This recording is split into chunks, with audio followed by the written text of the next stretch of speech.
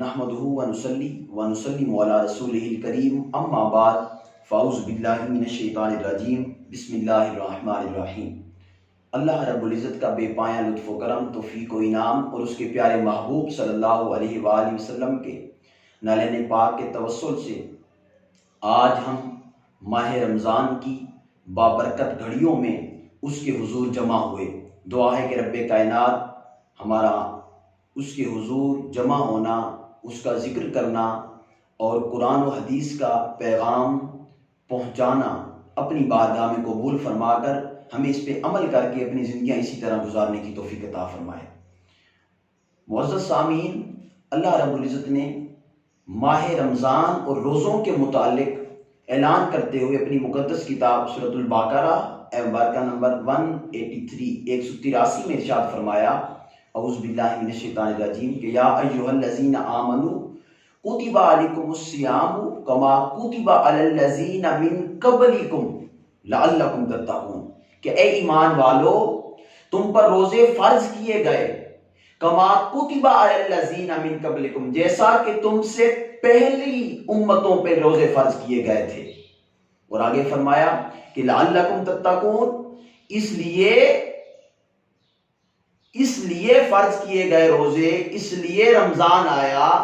کہ تاکہ تم تتقون پرہیزگار اور متقی بن جاؤ۔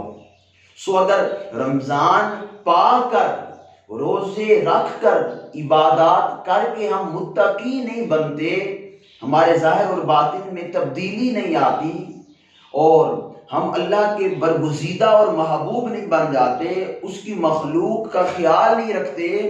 اور ہمارا شب و روز اللہ رسول کے احکامات کے مطابق نہیں گزرتا، تو سمجھ لیں کہ رمضان کا کوئی فائدہ ہمیں نہیں ملا، ان عبادات کا، روزوں کا ہمیں فائدہ نہیں ملا اگر متقی نہیں بنتے۔ سو ہمیں چاہیے کہ ہم متقی اور پرہیزگار بنیں۔ اور پھر رمضان کیا ہے؟ حضور علیہ السلام کی حدیث مبارکہ حضور نے فرمایا کہ شعبان و شہری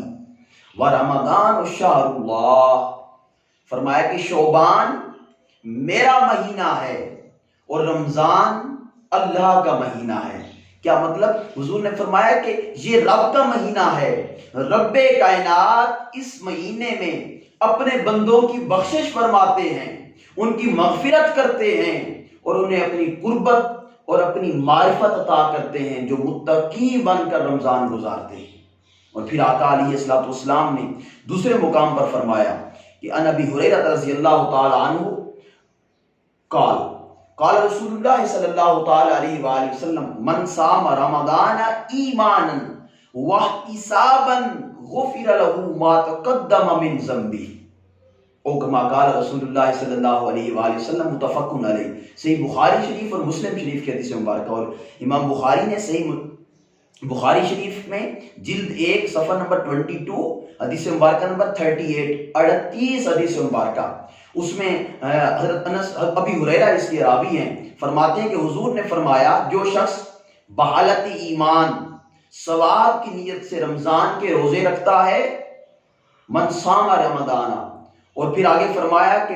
غفر لہ ما تقدم من ذنبہ، حضور نے فرمایا کہ اللہ رب العزت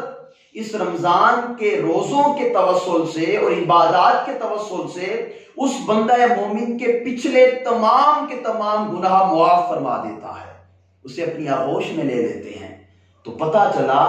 اگر رمضان میں بندہ عبادت کرے، راتوں کو قیام کرے اور دن کو روزہ رکھے اور متقی بن جائے تو اللہ تعالیٰ اس کے پچھلے تمام گناہ معاف فرماتے ہیں۔ اور پھر دوسرے مقام پر عن ابی امامہ رضی اللہ تعالیٰ عنہ قال قلت یا رسول اللہ صلی اللہ تعالیٰ علیہ وآلہ وسلم، ابو امامہ سے مروی ہے کہ حضور نے فرمایا،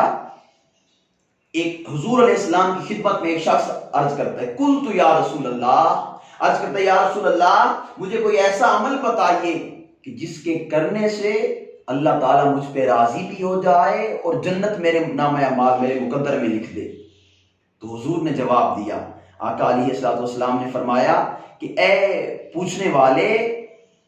وہ نیک عمل روزہ ہے، تم روزہ رکھو۔ اس نے پھر سوال کیا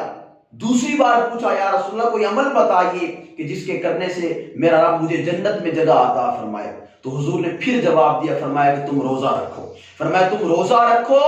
جب تم روزہ رکھو گے، اپنے آپ کو بھوکا پیاسا رکھو گے، رب کی عبادت کرو گے، صاحب متقی بنو گے، تو اللہ تعالیٰ تمہیں اپنی جنت میں جگہ عطا فرما دے گا. اور پھر ابو ہریرہ رضی اللہ تعالیٰ عنہ سے مروی ہے اور حضرت انس بن مالک رضی اللہ، دونوں صحابیوں سے، تو فرمایا انس بن مالک رضی اللہ تعالیٰ ابو ہریرہ فرمایا کہ رسول اللہ صلی اللہ علیہ وسلم کو ہم نے فرماتے ہوئے سنا کہ حضور نے فرمایا کہ رمضان المبارک کا مقدس مہینہ آ گیا ہے، بابرکت مہینہ آ گیا ہے، اس میں جنت کے دروازے کھول دیے جاتے ہیں اور دوزخ کے دروازے بند کر دیے جاتے ہیں، اور بڑے بڑے شیاطین کو جکڑا جاتا ہے، زنجیروں کے ساتھ پکڑا جاتا ہے، باندھ دیا جاتا ہے، شیطان کو باندھ دیا جاتا ہے. اس وقت رحمان کی رحمت پورے عروج پہ ہوتی ہے اور رب فرشتوں کو حکم دیتا ہے کہ اے فرشتوں جنت کے سارے دروازے کھول دو. اور پھر آگے حضور علیہ السلام نے فرمایا کہ وہ شخص بڑا ہی بد نصیب ہے جس نے رمضان کا مہینہ پایا لیکن اس کی بخشش نہ ہوئی. فرمایا کہ وہ شخص جو اس ماہ رمضان میں اپنی بخشش نہ کرا سکے تو وہ کب مغفرت کرائے گا، کب اپنی مغفرت اور کب بخشش کرائے گا. حضور نے فرمایا خوش قسمت ہیں وہ لوگ جو رمضان کی راتوں میں جاگتے ہیں اور دن کو روزہ رکھتے ہیں اور عبادت کرتے ہیں، اللہ تعالیٰ ان کو بخش دیتا ہے اور اپنی رحمت میں جگہ عطا فرماتا ہے اور جنت الفردوس ان کا مقدر فرماتا ہے. پھر دوسرے مقام پر آقا علیہ السلام نے فرمایا کہ فمن صامہ وقامہ ایمانا واحتسابا خرج من ذنوبہ کیوم ولدتہ امہ او کما قال رسول اللہ صلی اللہ علیہ وسلم، رواه النسائی و ابن ماجہ. حضور نے فرمایا کہ جو رمضان میں دن کو روزہ رکھتا ہے، کھانے پینے سے اپنے آپ کو محفوظ رکھتا ہے، نفسیانی خواہشات پر قابو رکھتا ہے، فرمایا کہ رات کو قیام کرتا ہے، نماز تراویح پڑھتا ہے، فرمایا اس کی مثال ایسے ہے خرج من ذنوبہ کیوم ولدتہ امہ، جیسے وہ اپنی ماں کے پیٹ سے ابھی جنم ہوا ہو، ابھی وہ پیدا ہوا ہو، جیسے اس کی ابھی پیدائش ہوئی ہو. جیسے چھوٹا بچہ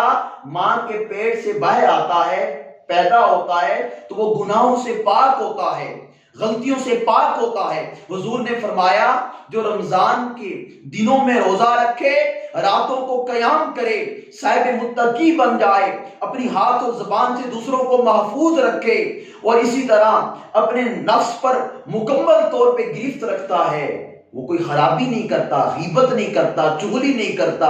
اپنے آپ کو شہوت سے پاک رکھتا ہے، گناہوں سے پاک رکھتا ہے، نافرمانی سے پاک رکھتا ہے. حضور نے فرمایا جو اپنے آپ پر اس طرح قابو رکھتا ہے، دن کو روزہ رکھتا ہے، راتوں کو قیام کرتا ہے، سو اللہ تعالیٰ اس کے تمام گناہ معاف فرما دیتا ہے. وہ ایسے ہو جاتا ہے جیسے اس اپنی ماں کی بطن سے ابھی پیدا ہوا ہو، جیسے اس کے ابھی پیدائش ہوئی ہو. سو میسج یہ ہے، آج کا موضوع ہے کہ رمضان عبادات اور معاملات، کہ رمضان آ گیا، ہم خوش قسمت ہیں، اس میں کثرت سے عبادت کریں، دن کو روزہ رکھیں، روزہ فرض ہے، جب چھوڑیں گے